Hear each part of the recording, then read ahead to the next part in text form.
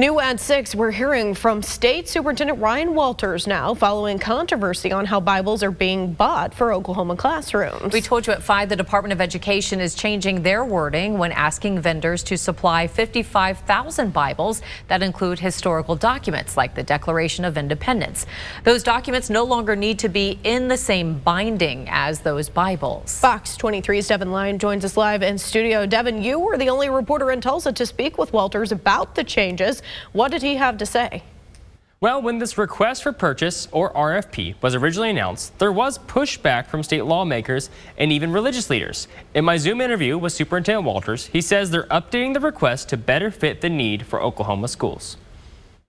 Yeah, look, we're going to provide 55,000 Bibles to schools across the state. This is an open process, fair, transparent, just like all RFPs are. State Superintendent Ryan Walters says there is nothing illegal about how they're buying Bibles for Oklahoma classrooms. Same process we do when we purchase anything. Goes through an RFP, goes through every approval channel before a dollar is spent. Originally, the Board of Education wanted to buy Bibles that had historical documents attached, like the Constitution, the Declaration of Independence, and the Bill of Rights. There was also a stipulation that the Bibles have a leather or leather-like cover. I looked, and the only Bible that matched was the God Bless the USA Bible endorsed by former President Donald Trump. And I think you all should get a copy of God Bless the USA Bible now and help spread our Christian values with others. I checked with Mardale Christian Bookstore, and no other brand of Bible fit that original request. After pushback from the public and state leaders, the Board of Education will open the bidding process to vendors who can offer the Bible and all those documents separately. Do you want the Trump's endorsed Bible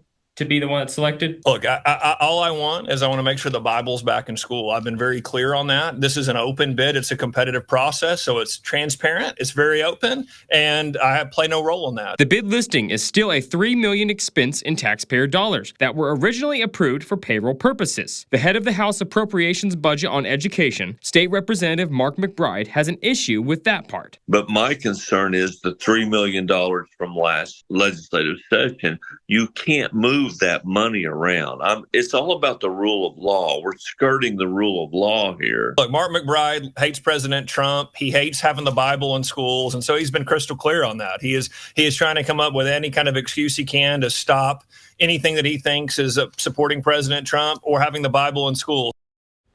Now, I did just check, and the RFP listing on the Board of Education's website has not yet been updated. Walter says the Department of Management and Enterprise is managing the rest of this process, and he says he has no say in their decision-making.